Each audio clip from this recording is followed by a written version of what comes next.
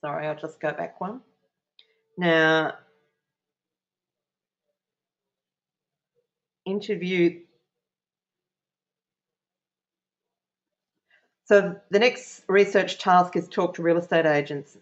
Now, I haven't approached this in any particular order, just in case you're wondering about my logic. Talk to at least 3, but preferably all of them, and get their take on the market. You'll see some themes emerging. Try to find what areas and what housing types are in greatest demand. Also, who are the buyers? What are they looking for? Where are they coming from? In our suburb, a lot of buyers are from the same suburb or neighbouring suburbs, moving up the property ladder, or have grown up here and moving back. The other group we have is people wanting to get their children into the OC class of the local primary school or Cheltenham Girls High School, which is not a selective high school, but it's highly sought after. Also find out from the agent what things concern buyers. Things like trees, parking, feng shui is becoming increasingly topical. And add that to your research data. Okay, so the next thing to do is get out and walk around. Walk the streets, checking out the shopping facilities, parking, the best and the worst streets, local schools, childcare, churches, community centres. I mentioned our public schools, but we also have several great private schools that can be accessed very easily with public transport. Look for sporting facilities and health services, public housing. Sadly, blocks of public housing are a negative. Like these days, it tends to be more integrated into the community, but it's in some suburbs still there are those great sort of clumps of it together, and it's for your renovating, it's not good. So actually, something I haven't included in here is public transport. You need to get a good understanding of what there is available. So go to open inspections and auctions, record details of the properties, inspect at least 40 in each of your buying and selling brackets. This is essential. You cannot get an understanding of the market without this. A real estate agent only knows his patch. You need a full picture. Note the type of buyers that are interested and the level of demand. Record the features they like and don't like about the properties. You can usually read people pretty easily whether they like or don't like something. Okay, so other information you're looking for is things that could be health risks, things like soil contamination again, overhead power lines, noise issues, main roads, flight paths, railway lines, noisy pubs and entertaining. Look for signs of crime and graffiti, negative parking issues. One particularly nice street in our suburb is sort of leads on to the railway station, and from 7:30 in the morning, it is parked out at least half a kilometre down the street. So houses right up near the station just are of a lower value as a result of that. Look, know where the flood-prone areas are, and also the proximity to water and beaches, which will obviously improve the value of a property. Okay, get the inside information. Get hold of the local papers and community papers. You'll find out what's going on in the area. Talk to local community groups. We have a very active resident group and a civic society in our suburb who have vocally opposed attempts to make our suburb high density. They've been able to impact more than one development. So if you're looking to do something that was slightly controversial, you know, in a suburb like ours, you find yourself in hot water in some cases. Talk to shopkeepers, cafes and post office. Get your hair done. Hairdressers are a fountain of the local gossip, so that's always a great way to find out what's going on in the area. Then visit council. That's where you get to have your chat with the planner, finding out about the planning laws and the zoning.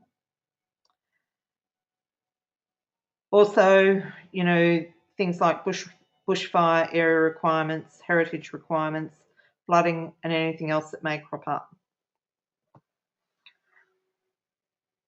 Find out about the approval process. For example, in New South Wales, there are two ways of seeking approval. Both can be done through council, although for complying development, you can use private certifier.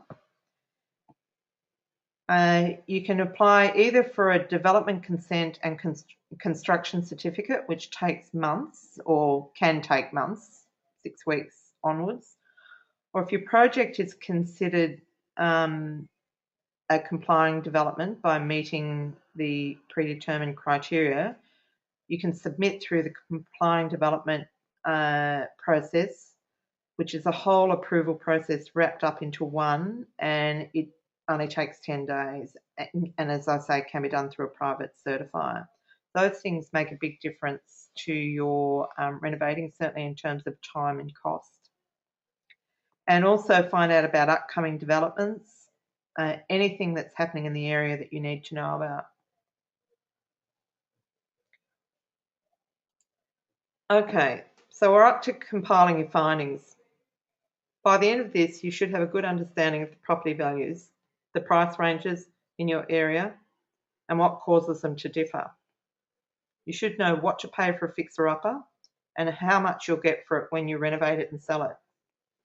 You should know what the ideal renovation is in terms of, property is for a start, in terms of land size, location, distance to the shops and transport, size of the house.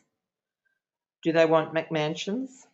Number of bedrooms, number of bathrooms, provisions for entertaining, parking, style of property that's most desirable, amenities and finishes. Some of these features will relate to every property and others will be specific to your area. Okay, so when you're compiling these findings, you also want to include the no-go zones. Things like properties on the wrong side of the tracks. You need to know where the wrong side of the tracks are.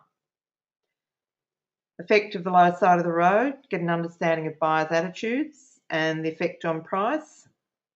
Same with battle axe or hammerhead blocks. Zoning issues. Does the heritage zoning put a buyer off? Trees. They'll either love them or hate them. Okay, so once you have a picture of what you want to produce and a list of criteria for property to look for, you can start thinking about house hunting. But so here I've just put together a visual representation of the sorts of things that you would include in your template. So for us in Beecroft, block size is between, well, what we're looking for is between 700 and 1,000. Like any less than 700 and it's, you know, it will be hard to sell. Any more than 1,000, well, if it's over 1,200, it may be subdividable. But if you know, like there's a few blocks around here that like 2,000 and 3,000 that basically bushland and you can't subdivide them. So that really is just a maintenance issue, and I would avoid that. We buy maximum 1 kilometre from the station and minimum 500 metres. So I don't want to be too close to the station in the commercial area, but no more than 10 minutes walk. So we include security and air conditioning. Generally go for 4 bedrooms. If there's more than 4 bedrooms, you make the extra room into a home office. A lot of people run businesses from home. It's really good to have a separate access for the home office so that clients are able to come and go without coming through the house. And all the standard stuff, walk-in wardrobe to the master. Storage is a given. You know, every property you renovate needs to have plenty of storage. If most of the houses here are 2 stories, so we have like a living room upstairs as well as downstairs. We go for the open plan kitchen, dining, living type thing. This often leaves a dining room that's obsolete, so that can be turned into either a home office, an extra bedroom, whatever fits in with your requirements. We need garaging or carport for 2 cars, preferably with access, internal access, and so on. So that's really the sorts of things that we document so that we know what sort of properties we're looking for. And as I say, this goes hand in hand with your requirements for the area and things that you don't want, so that you don't actually buy a property that's going to be hard to sell. Now, I've actually I'll set up a page on the website where I'll be posting the replays, and the URL is up here. So if you want to jot that down, and that's about it. Now, so next week we'll be covering house hunting and ways to add value to a property. So I'll look forward to seeing you then. So thank you for watching.